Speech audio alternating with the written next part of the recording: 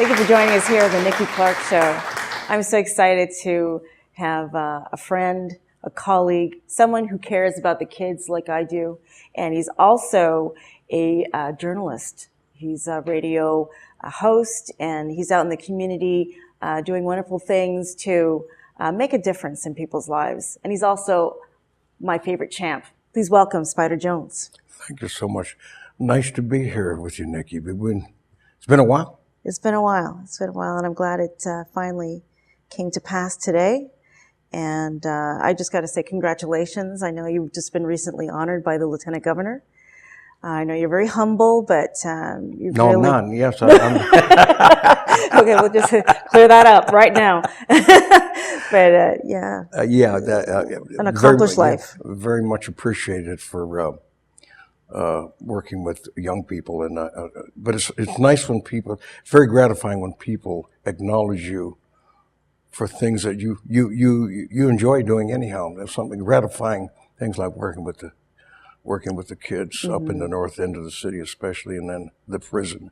Working with the inmates in the prisons. You just finished a prison tour, right?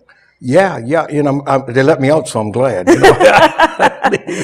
Yeah, I just finished another prison tour, and I tell you, especially in March, it's not an easy task going up north or going into Mill Haven or Joyceville or Collins Bay, which is a little east north, and it can Kingston, be very challenging. But yeah.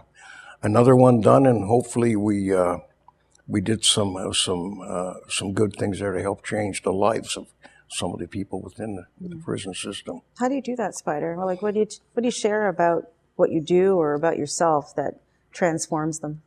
Well, you know, it's out there now. I mean, in my book Out of the Darkness, we talked about my time in prison, which probably a cumulative time about 7 years. And what were you there for? I was a thief. Let's just put it that way. We're in the maintenance business, and basically what we did was clean out large estates and warehouses. So we called it the maintenance business, but that was a long time ago. And going into prisons, one of the biggest questions they ask me is, how did you manage to stay out? Because it's a revolving door to many, many young people. Mm-hmm. It's meant to punish, not rehabilitate. So what I try to do is share my story. I say, look, if I can stay out of prison and if I can turn my life around when I release from prison, anyone can. I'm an ex-con who failed grade 3, grade 4, has a learning disability, made a lot of mistakes in my life, did a lot of stupid things, but got my life back on track. I think that's the kind of message you have to send to them without preaching.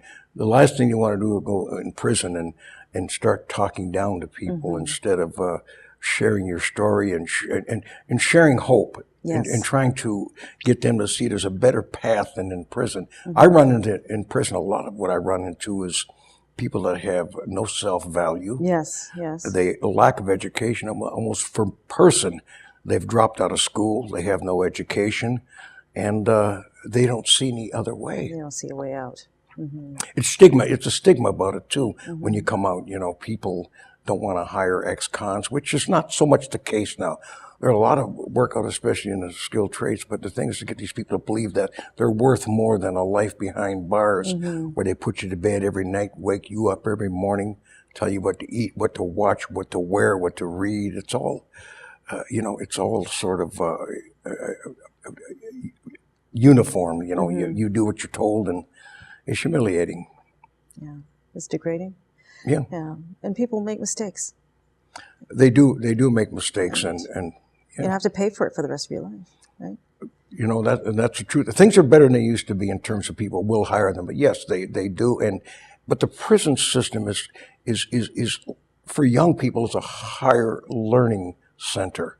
They go in there I think many of them go in there that shouldn't be in there. They're not even they're not violent. They're not gonna harm society in that sense, but they need to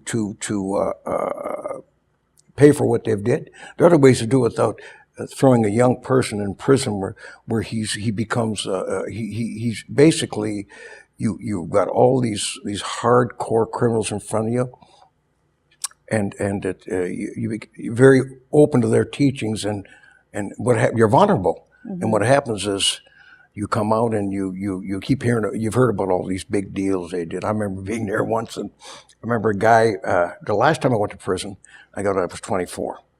And I heard a guy bragging about all the things he did and how smart he was. And I remember saying to him, if you're so stupid, what the hell are you doing in here? Wasting your life away. Yeah.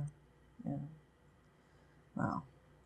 So you did the tour, and you're working with your youth. So Yes. Tell me about your organization. I used to do a lot of schools, and I'd inspire young people, and it all fell in place by accident. I got a call in 1994 when I was doing the radio show at the Fan 590. So I went up to Central Tech and began to speak to the young people. I had no idea what I was going to say. Honestly speaking, I'd never been a motivational speaker. I had just went out, and a teacher had asked me to speak to them about how I turned my life around, and I did. So I began to get calls from other teachers, and before you knew it, I was on the circuit talking to the schools all across Ontario, and then started spreading into the Dominican Republic and the Caribbean. Wow. But I thought, I'm lighting a fire. But you need to nurture their spirit. For sure. You need to nurture them. And I thought, I gotta do something to keep these young people interested. So about 8 or 9 years ago, I opened a youth center called the Spider's Web Youth Empowerment like Center with Greenman Property Management. And it's great because they didn't charge me anything. And I've got this big unit where I've got young people coming in. They start at 7 or 8 years old. It is in my, my impression is that you've got to get them when they're young, because people don't want to hear it. But a lot of your first school room is your home, Right. and a lot of these kids aren't getting that nurturing at home. Tupac Shakur once said, I'll never forget it. He said, "How can a boy grow up to be a man without a man there to teach him?" So true. And so, I'm within the Black community, especially fighting for these young people to have good role models that can work with them and develop that self-esteem, so that they begin to think, begin to believe in their mind it's not where you come from, Right. it's where you're going that counts. And it doesn't matter if you come from, I come from the projects. We were very poor growing up. 5 of us slept in one bed, and it was tough. So I understand what kind of damage that can do to a mind. You feel the world's looking down on you. You're angry. You're because you got nothing, and people are putting you down all the time. People don't understand what it's like out there. Through our youth center, we changed their lives, and we develop that sense. Teach them how to set goals, before you can be it, you got to see it.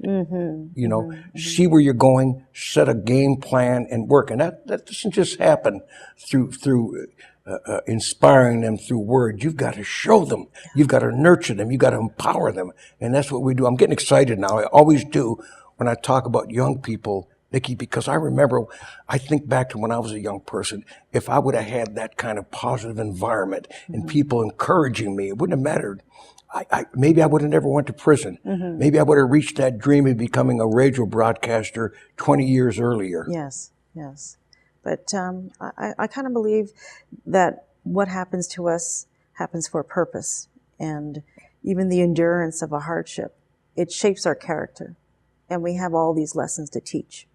So the lessons become lessons in the way. That's true, because the empathy I have is what drives me, because I didn't have that growing up. Yeah. I had a good mother and father. Don't get me wrong, they were very poor. We come up in a different age. And my radio dream was always put on hold because I kept hearing from the people around me that there are no blacks or no women in radio. And back then there weren't. There's not a lot today, to be honest. It's still, they got a lot of work to do. But the fact is, so, when you continuously have people in that environment that tell you what you can't do, you begin to listen. You start to believe it. Yeah.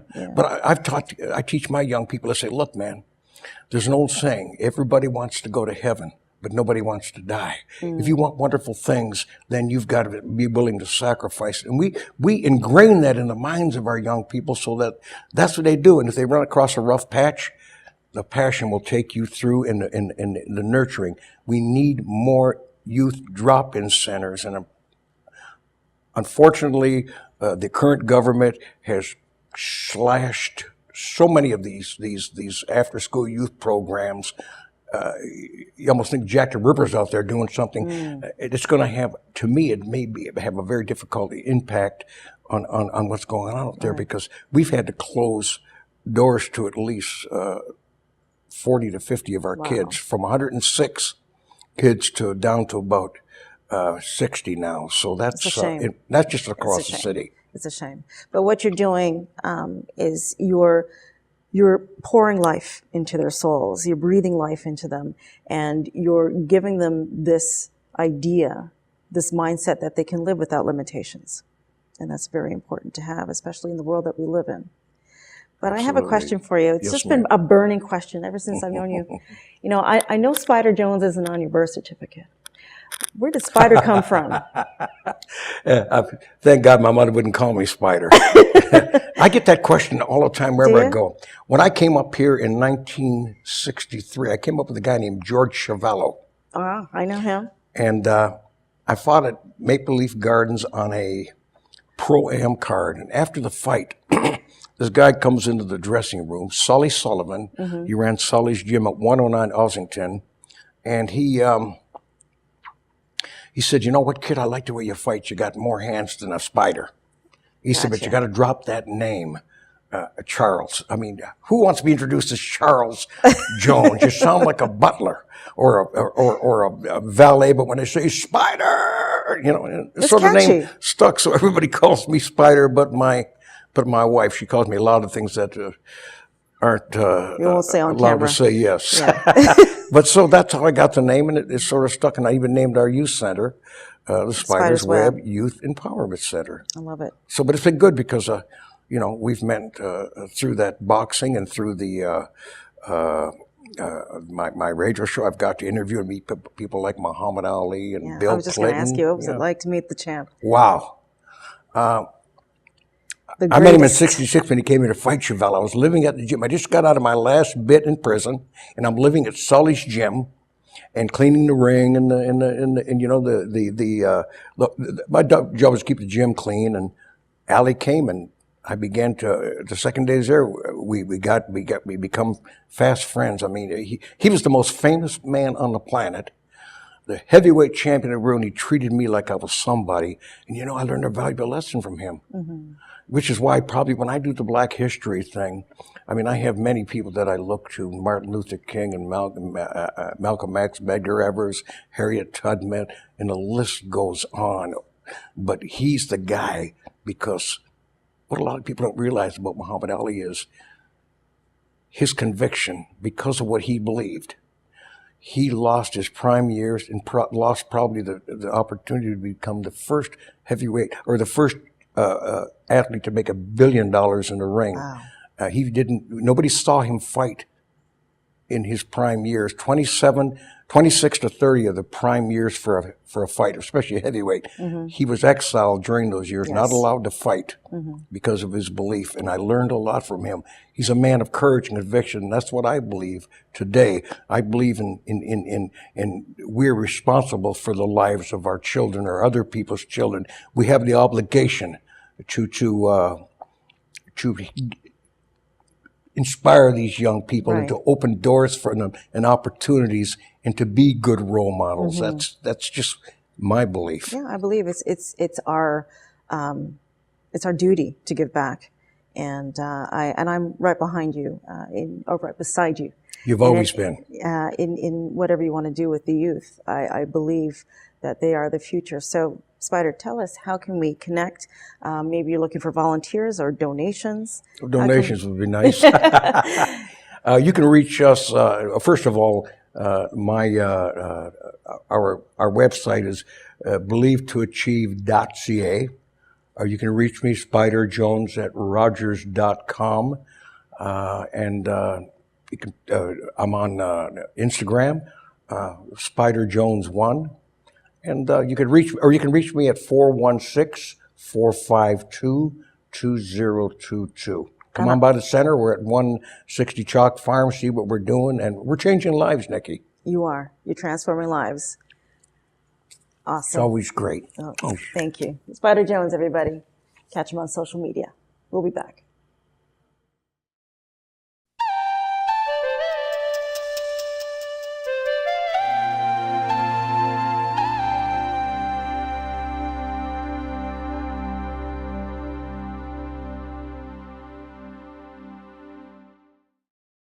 The Nikki Clarke Show, transforming lives one story at a time. If you would like to be a guest or become a part of our live studio audience, or even to become a sponsor, just go to www.NikkiClarkeNetwork.com.